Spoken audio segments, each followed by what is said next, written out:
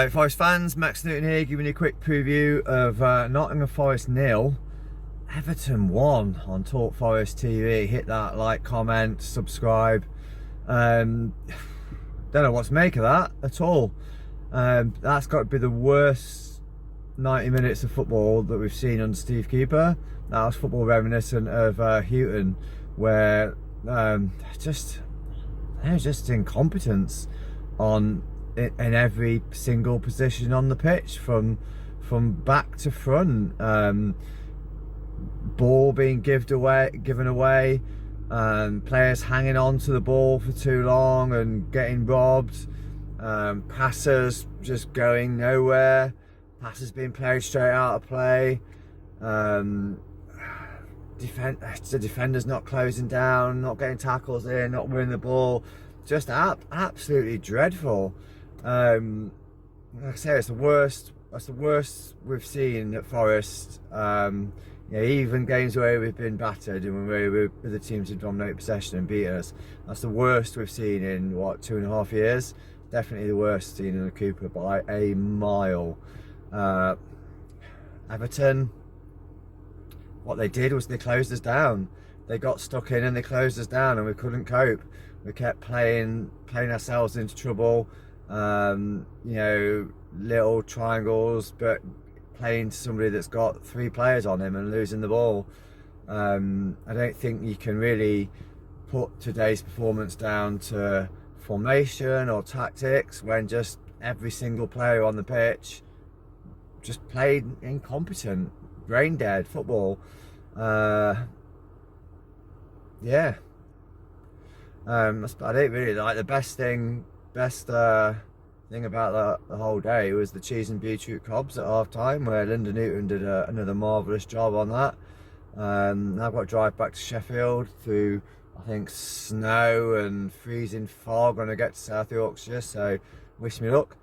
You've got to put it down just to one of those games where every single player was 2-3 out of 10. I thought Sangare was particularly poor. The midfield trio was very, very poor.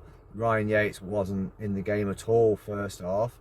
At least Sangare was in the game, but most of the things he did was lose the ball. Elanga, I thought, looked dangerous still. That's the only attacking hope. Hudson-Odoi did a couple of nice things when he came on, a couple of good runs and crosses. Chris Wood looked poor. I don't know if Origi touched the ball at all. I thought Morgan Gibbs-White was very, very poor today. Murillo's run and shot was quality. Murillo also hit the bottom of the base of the post. But we've got to improve a lot to get anything out of the next 2 home games, which are Fulham and Wolves, and then the next home game. So did I say? Yeah, away games, which are Fulham and Wolves, and then home game, which is Spurs.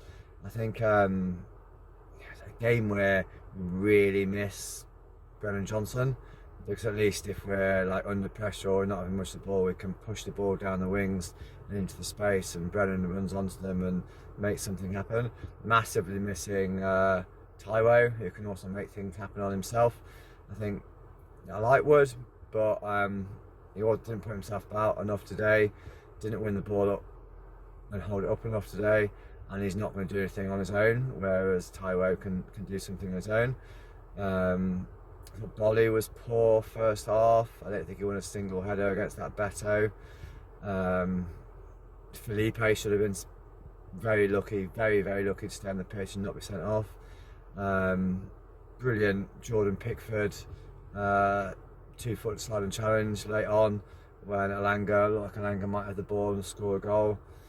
It's really, really poor, really, really poor all around the pitch. And at least even the last 2 games where we've lost 3-2 against West Ham and Brighton, we've at least looked like a side that knows what it's doing and is passing the ball around and playing well. Whereas we couldn't today, and we completely lacked ideas, lacked confidence, lacked ability to play. It was like a championship. It's like a poor championship game. It was like Preston on a Tuesday night. It was shocking. So Positives, I'm going to put it down to just one of those games, and we can't play that bad front to back again. But we need to improve. We need to stop picking up some points because we're getting sucked into a relegation fight. Come on, you Reds.